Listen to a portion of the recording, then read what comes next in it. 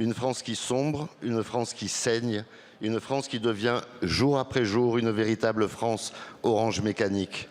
Alerte rouge à l'Assemblée nationale. Le député UDR Olivier Faïssa dresse un tableau apocalyptique de l'insécurité et accuse le ministre de l'Intérieur, Laurent Nunez, de négationnisme sécuritaire. Piqué au vif, le ministre refuse de se laisser faire et riposte fermement en défendant son action sur le terrain. Un choc frontal et électrique sur la sécurité des Français. Les chiffres de l'insécurité pour octobre 2025 viennent de tomber. Et que voit-on? Une France qui sombre, une France qui saigne, une France qui devient jour après jour une véritable France orange mécanique. Regardez les chiffres, regardez-les en face. Escroquerie, plus 9%. Homicide, plus 8%. 73 morts de plus, 73 vies fauchées, 73 familles brisées. Violence sexuelle, plus 7%. Agression, plus 4%. Vol violent, plus 3%. Vandalisme, plus 3%. Même les vols sans violence qui étaient en baisse repartent à la hausse de 4%. J'imagine déjà votre réponse rassurante, monsieur le ministre de l'Intérieur, mais je vous parle au nom des Français qui ne sont ni préfets de police, ni ministre de l'Intérieur.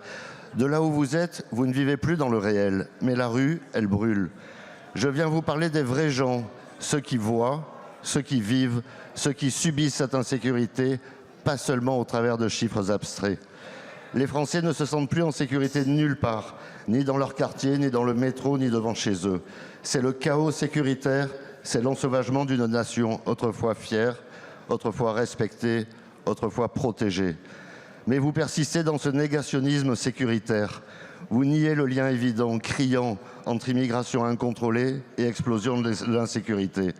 Alors je vous pose la question, quelles mesures concrètes, immédiates, radicales, allez-vous enfin prendre pour mettre fin à cet ensauvagement, pour rendre la rue aux Français, pour que nos enfants puissent rentrer seuls de l'école, pour que nos femmes cessent d'avoir peur le soir?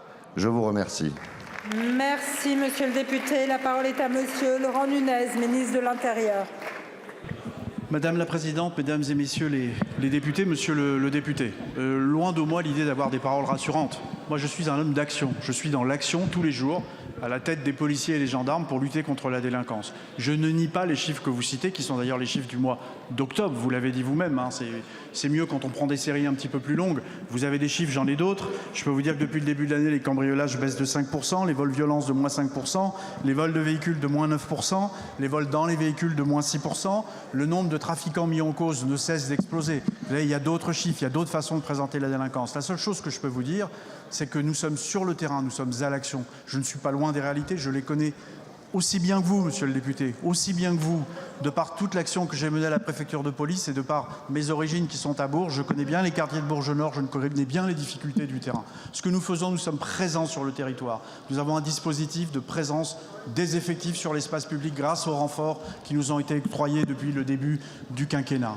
Le premier quinquennat du président Macron et le PLF 2026 comporte encore des effectifs supplémentaires. On va poursuivre cet effort, on va poursuivre les efforts qui consistent à s'attaquer au trafic de stupéfiants, parce que le narcotrafic est à l'origine de bien des phénomènes de délinquance. Les vols violences, les séquestrations, les règlements de compte, les homicides que vous avez cités, et on va poursuivre ce combat, on va continuer à démanteler les réseaux de trafiquants de stupéfiants, on va continuer à lutter contre les vols violences comme nous le faisons.